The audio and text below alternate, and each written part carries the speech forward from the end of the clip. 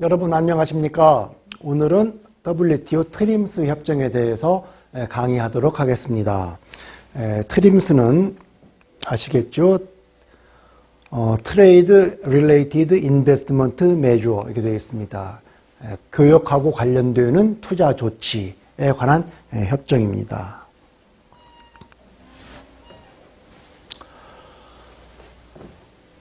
재밌는 게 인베스트먼트 메주어에 관한 협정인데 인베스트먼트 메주어가 뭐인지는 정의가 안 되어 있습니다. 이 협정도 정의를 안 했습니다. 이 협정은 굉장히 간략합니다. 그리고 규율하는 범위가 적혀져 있는 내용은 포괄적인데 실제적으로 적용할 수 있는 조항은 하나 정도입니다. 그래서 아주 간단하고 그래서 논란이 많은 그런 협정 중에 하나입니다. 자세히 설명드리도록 하겠습니다. 우선 적용 범위가 1조에 써 있는데요. 상품 무역, 우리가 눈으로 보고 만질 수 있는 상품의 교역에 관련된 인베스트먼트 메주어에 대해서만 적용합니다. 서비스 교역 아닙니다. 디지털 교역 아닙니다. 디지털이나 서비스에도 인베스트먼트 메주어가 많이 있을 수가 있습니다. 그거 관장 안 합니다. 두 번째, 내국민 대우와 수량 제한을 하지 말라고 되어 있습니다. 가트 3조는 내국민 대우를 적어 있고요. 가트 11조는 수량 제한에 적혀져 있는 조항입니다. 이 2조는 뭐라고 되어 있냐면은 2조 1항에 가트 3조와 11조에 합치되지 않는 그러한 인베스트먼트 메주어는 하지 마라 이렇게 되어 있습니다. 가트 3조는 이게 한 6개 조문이 되어 있습니다. 꽤 긴 조문입니다. 11조도 많이 그렇습니다. 그런데 이런 원칙을 천명을 해놓고 그리고 이 금지 조치를 예시를 해놨습니다. 이 금지 조치는 예시를 했는데 어떻게 예시를 해놨냐면은 희한하게 여기에는 가트 3조와 가트 11조 전체에 합치되어 있는 불합치되는 조치는 금지한다라고 되어 있고 이 밑에는 가트의 3조 4항에 위반되는 조치라 하면 이걸 말합니다. 가트 11조 1항 에 위반되는 조치는 이걸 말합니다. 라고 되어 있습니다. 그것도 예시입니다. 예시. 이거 말고도 다른 게 많이 있을 수가 있는데 뭐가 있는지 모릅니다. 예시만 해놨습니다. 그것도 부록의 예시를 해놨습니다. 원래는 가트 3조, 가트 11조는 불합치되면 전체가 다 금지가 되는데 실제 규정상으로는 가트 3조 4항, 가트 11조 1항에 대해서만 예시되는 사항을 나열해 놨습니다. 그럼 그 나머지 사항은 뭐냐? 논란의 여지가 많이 있습니다. 자, 그러면 실제적으로 적용되는 조치는 이겁니다. 금지 조치를 예시를 해 놨는데 대개 이 예시되는 조치에 해당하기 때문에 위반이다라는 시비가 많이 걸립니다. 예시가 안 돼 있는 사항에 대해서는 입증하고 논리가 많이 다툼의 여지가 생깁니다. 첫째는 내국민 대우는 어떠한 구매를 하도록 법으로 강제한 거, 이것이 가트 3.4조의 위반이다라고 되어 있습니다. 자, 구매를 강제를 하는데 그 강제를 법으로 강제하는 겁니다. 자, Trims inconsistent with anti-include. 내국민 대우에 위반된다고 하는 조치라 함은 아래를 포함을 합니다.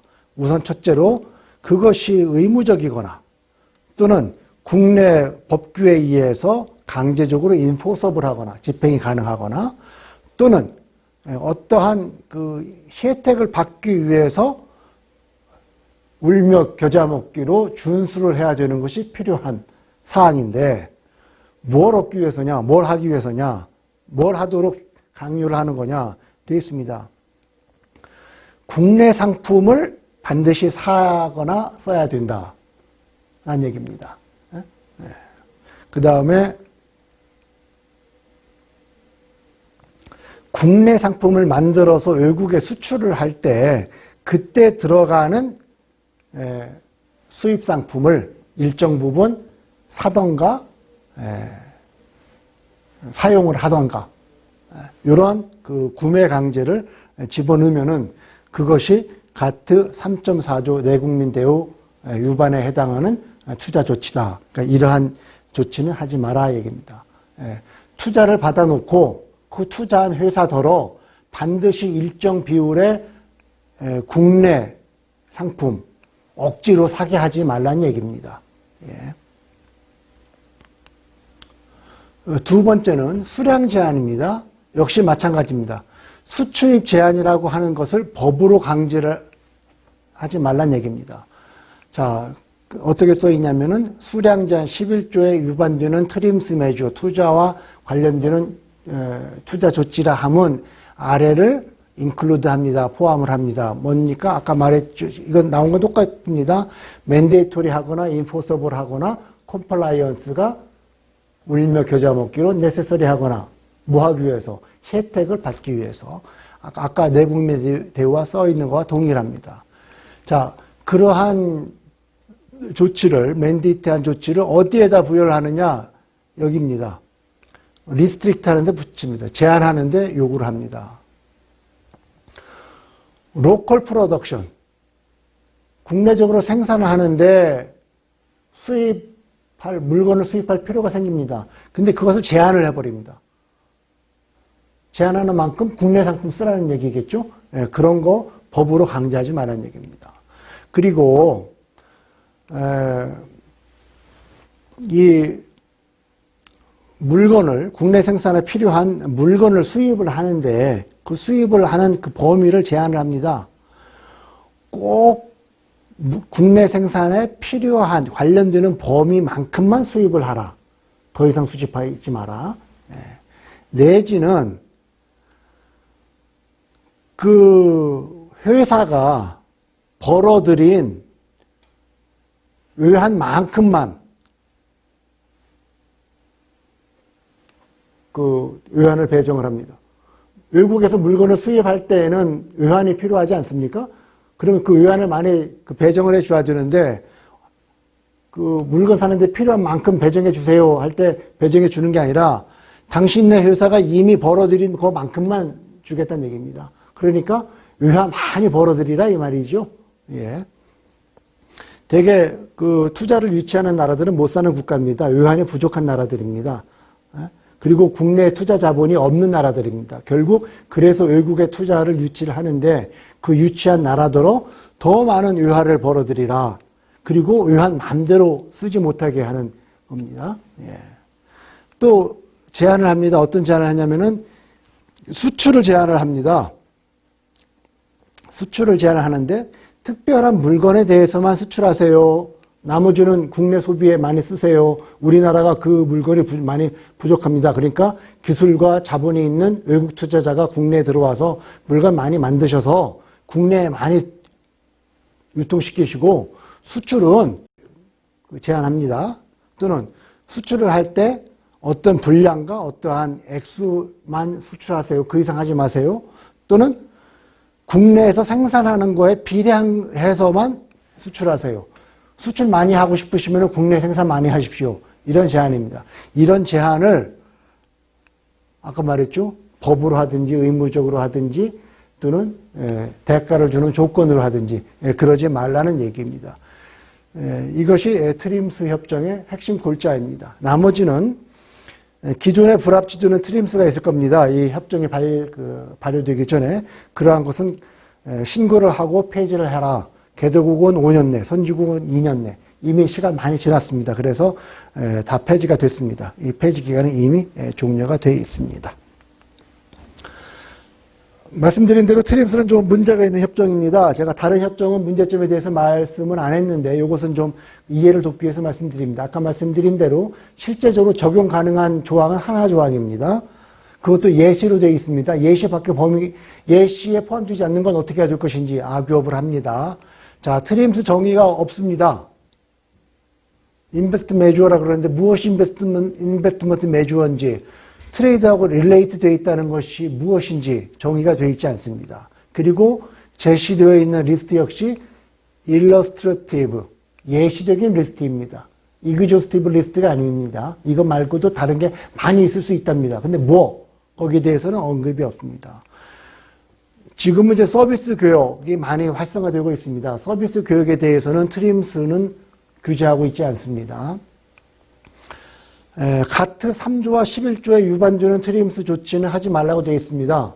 그런데 가트 3조하고 11조에 위반되는 것은 트림스 조치가 아니라 이미 다른 조치도 위반하면 안 됩니다. 굳이 별도의 트림스 협정을 제정할 실익이 사실 의문이 됩니다. 트림스 협정에 위반이 됐으면은 그것은 곧바로 가트 3조 11조 위반 시비로 곧바로 이어집니다. 투자 인센티브를 규율하는 것은 없습니다. 대개 투자를 유치하기 위해서 많은 개도국들이 투자를 하시면 우리가 이러한 인센티브를 드리겠습니다 해서 공장을 세울 장소를 제공을 한다든지 세금을 깎아준다든지 또는 뭐 그 나라의 국내 규정을 적용을 좀 완화해서 적용한다든지 뭐 이런 여러 가지 그 투자 인센티브 규율을 많이 합니다. 일단 투자가 들어온 나라에 대해서 규율을 하는 경우는 사실 그렇게 많지 않습니다. 그럴 경우 그런 필요 이상의 규율을 당하면은 되게 외국 투자자들은 나가버리죠. 거기 있을 필요가 없지 않습니까? 그래서 투자 인센티브를 많이 부여를 하는데 투자 인센티브에 대해서는 규제를 많이 하지 않습니다. 오브테인 어드밴티지, 이 어드밴티지가 투자 인센티브죠. 이 투자 인센티브를 많이 제공을 하는데 그 인센티브에 대해서는 규제가 별로 없고 이행 요건을 부과하는 지금 일단 들어온 투자가 어떻게 해야 된다라는 그 이행 요건을 규제하는 경우인데 실제 그 효용 가치는 그렇게 많지는 않습니다. 보조금 협정과의 중복성과 또는 우선성에 문제가 있습니다. 수입 대체를 할 때 인센티브 하지 말라는 게 이미 보조금 협정에 들어가 있습니다. 수출 인센티브 주지 말라는 게 이미 보조금 협정에 이미 들어가 있습니다. 그래서 중복 규제가 되고요. 그 다음에 생산 보조금, 생산할 때 보조금 주는데 그 보조금이 다른 나라에 피해를 줄 경우에는 그 피해를 받은 다른 나라는 상계 조치를 할 수가 있습니다. 이미 보조금 협정에 기재가 되어 있습니다. 그래서 중복 규제의 위험성이 있습니다.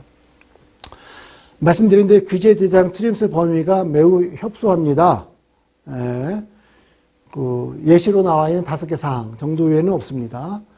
기술 이전 의무나 외국인 지분 참여를 제한하는 등 여러 가지 외국인 투자에 대해서 제한하는 경우가 많이 있습니다. 그러한 규제에 대해서는 언급하고 있지 않습니다. 투자를 왜곡하는 조치가 많이 있습니다. 정상적인 투자가 이루어지지 않도록 투자에 대해서 과도하게 인센티브를 준다든지 또는 환경이나 노동 또는 지재권 등에 대해서 국제적으로 널리 통용되고 있는 규정보다 훨씬 완화된 규정을 줌으로 해서 정상적인 투자 흐름이 왜곡이 될 경우가 있습니다. 그에 대해서는 언급하고 있지 않습니다. 지금 이러한 말씀드린 것을 양자간 다자간 투자협정에서는 상세히 규정을 하고 있습니다. 따라서 이러한 기존의 양자간 다자간 투자협정과 불일치 문제가 생길 수가 있습니다. 이러한 문제가 이미 있었기 때문에 이미 20년 전에 싱가포르 이슈라 그래서 WTO에서 투자 문제, 경쟁 문제, 무역 원활화 문제, 정부 주달 문제에 대해서 심도 있게 논의를 하자라고 이미 한 20년 전에 나왔습니다. 무역 원활화와 정부 조달은 그 후로 협정이 제정되고 개정되어서 일정 부분 성과가 있는데 투자 분야는 투자가 그동안에 많이 진전된 거에 비하면은 트립스 협정은 개정된 바가 없어서 다른 협정에 비하면은 그 진도가 좀 느린 협정입니다. 대개 이 투자에 관한 그 규제는 ISD를 통해서 많이 이루어집니다. ISD는 그 양자 또는 다자 투자 협정에 규정이 되어 있는 인베스터와 투자한 업자와 투자를 유치받은 스테이트 간의 디스퓨트, 분쟁이 있을 경우에 어떻게 한다라는 조항입니다. 대개 양자나 다자 간 협정에 다 들어가 있습니다. 그러니까 이 메커니즘을 통해서 해결되는 경우가 많이 있습니다. WTO 디스퓨트 세틀먼트에 제소된 경우는 그렇게 많지는 않고 또 제기가 되었다 하더라도 다른 클레임에 연관되어서 부수적으로 제기된 경우가 많습니다. 많지는 않은데 이 트림스 협정이 제기가 되었던 이런 사건을 나열을 해 보았습니다. 참고하시면 되겠습니다. 협정문이 짧기 때문에 꼭들 한번 읽어보시기 바랍니다. 예, 오늘은 여기까지 하겠습니다. 감사합니다.